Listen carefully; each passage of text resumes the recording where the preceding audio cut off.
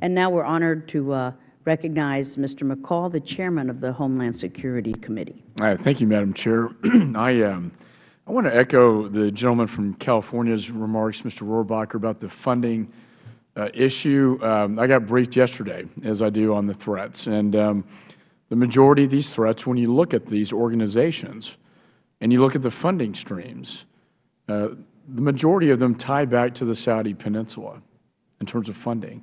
And this is sort of the inconvenient truth that no one talks about, and no one wants to deal with it either. There was an article today. It says $100,000 sent from Gulf to fund 25 assassins to the elite intelligence unit of the Somali terrorist organization Al-Shabaab. This is something, Madam Chair, we are going to have to deal with at some point in time. And I know it's been something that the Saudis, being our ally, presents a problem. And it's a challenge, but it's something I think we need to address and see it for what it really is. I do wear two hats, and I am concerned about the threat to the homeland with respect to these Americans. We had a hearing on Homeland Security Committee in 2011. Up to 50 of these Al-Shabaab members are from the United States. I think there are more than that, 50 that we know about.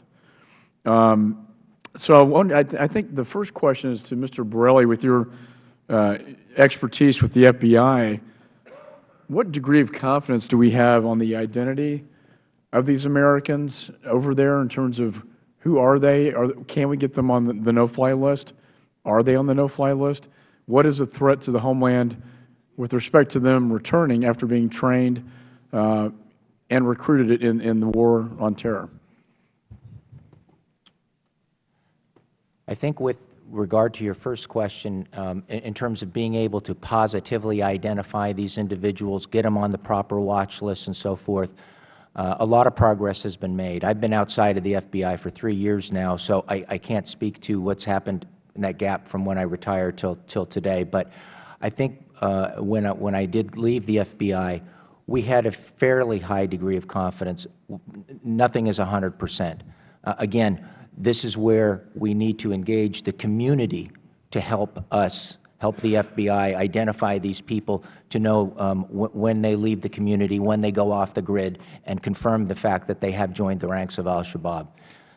Secondly, I would say to your other point, the risk to the homeland, I would say, is definitely there. I don't know if it's higher today than it was a month ago, but again, my fear is the Najibullah Zazi type of situation where somebody leaves with the intent to fight abroad and they're co-opted to take the fight back home. And certainly these individuals, if they've been off the grid for a while, if they have a blue passport, they can get back into society, reintegrate, and then we have a very serious problem that can go undetected. And to that point, within Al-Shabaab, we know there's a rift between the American from Alabama, Mr. Hamami, and Godani, who is the current leader. And the rift, as I understand it, is between whether they want to focus their interests regionally or whether they want to expand that, as you talked about, external operations beyond the region to Western targets and possibly the United States. Mr. Hamami was assassinated by Godani and his disciples a week before this shopping mall attack. The other thing that worries me about the shopping mall is it's a symbol of Western. It's sort of a Western target. So you put all that together, and that's very confusing and disturbing as well. And Dr. Jones, what do you make of this rift within Al-Shabaab and the assassination of Hamami? And were these Americans that under Hamami's control in any way responsible and complicit with this attack on a Western symbol, the Westgate shopping mall? I can't speak to the degree of involvement by Americans. I mean, my understanding is that it's still being looked at by our own agencies to some degree.